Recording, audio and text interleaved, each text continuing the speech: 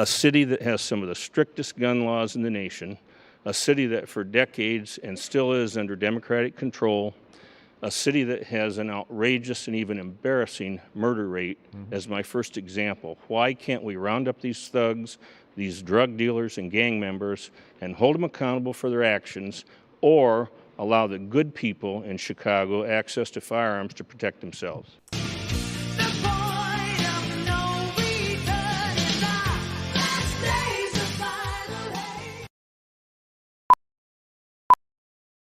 Hi everybody, my name's James. Welcome to California High Desert Preacher. Today's video is going to be discussing...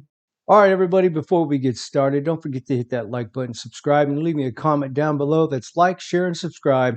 And tell a friend about the channel, as this will help the algorithm be picked up and we can grow the channel. All that being said, today's video is about how to prevent mass shootings or public shootings that seem to be plastered all over the media. There were two shootings that took place recently that have made mainstream news. It's unfortunate that the school shooting that took place in Texas, where a lot of young people, school-aged children, lost their lives right along with a teacher.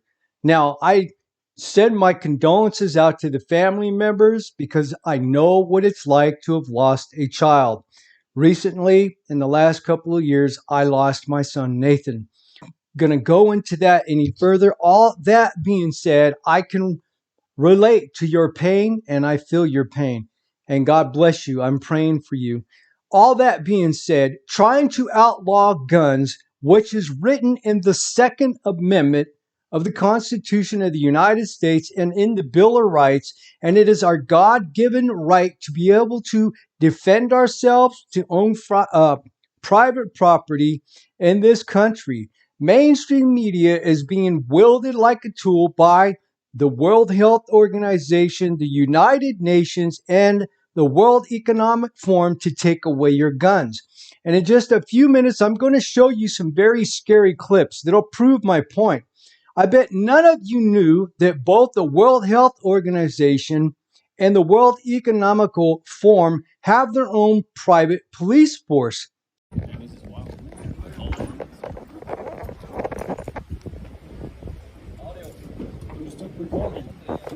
Why am I not allowed to record? Please don't. Isn't this a public street? It is, but actually I don't like it to be on a video. I can take it off. You have your documents on the phone. Take it off, please. Yeah. Do you want to take a picture of it? Yes. We're Keeping everybody safe. Drop it. Your iPhone. You can show me and then I take a picture.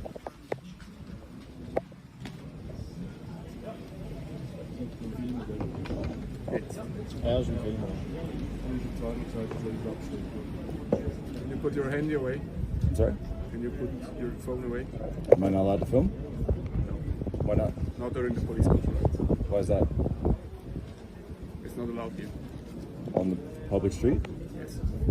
Is that a law in Switzerland? Here is not allowed.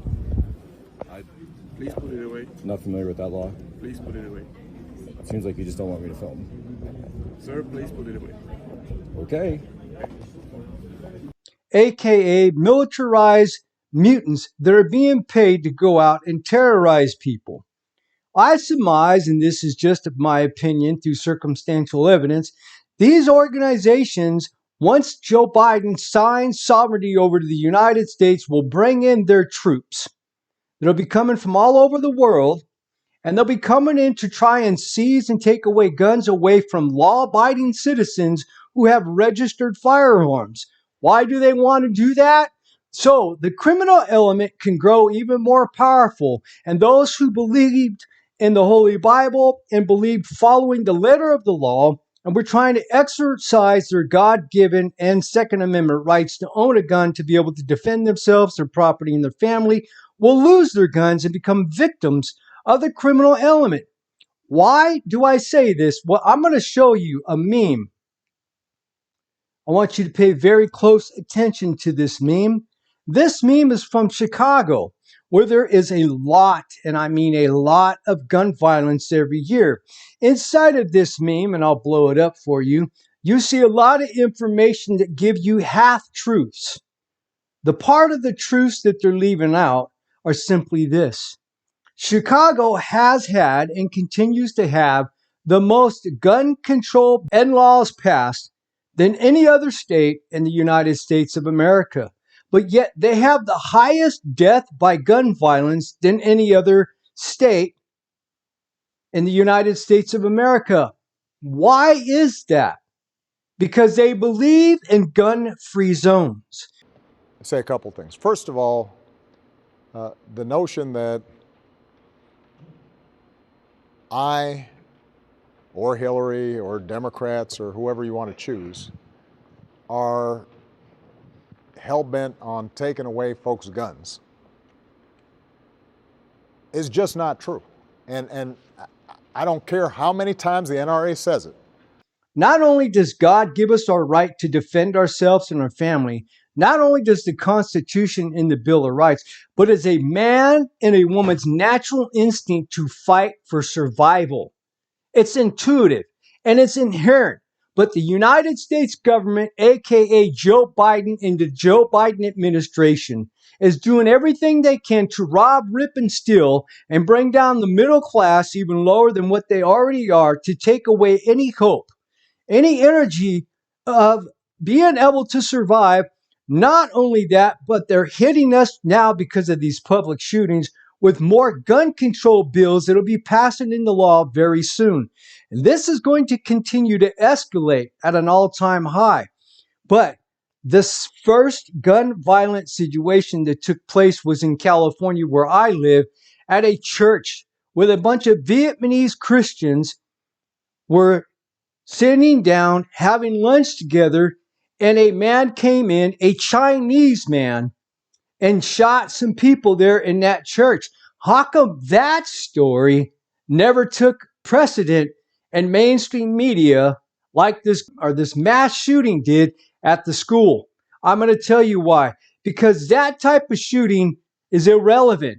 It doesn't get ratings up. It's not able for mainstream media to use that story, propaganda, to convince people to give up their Second Amendment rights and to illegally take away people's guns in America.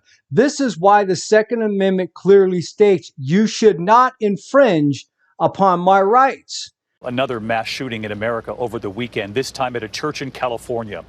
One person was killed, 5 others were wounded, and the FBI tonight now revealing it is investigating this shooting as a hate crime as well. Tonight, we hear from the pastor. He describes how he and the parishioners took down the 68-year-old suspect and tied him up. ABC's chief national correspondent Matt Gutman on the scene in Laguna Woods, California tonight.